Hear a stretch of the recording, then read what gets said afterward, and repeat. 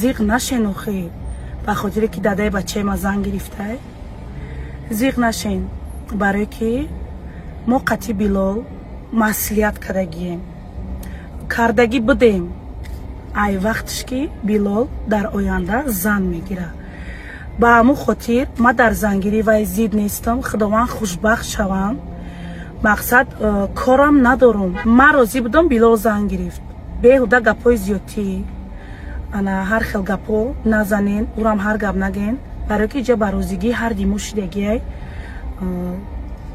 ҳеҷ ка дар тӯйкунӣ як аз дигар зид набуд. мара шукронаи худо танисияти худом. баъд айни бачаи нозанинам, шукронаи худо ки ман ин бачаи нозанина дорум. мақсад мара ҳамаи одам мақсад як ашушени дорад. не ки ма ами бачаакма ки дорум тамоми дардои мара, фикрои мара яктарафа кардагиа. шумо айталима бисёр зиқ шидагиен. зиқ нашин. дунё ҳамияй мақсад.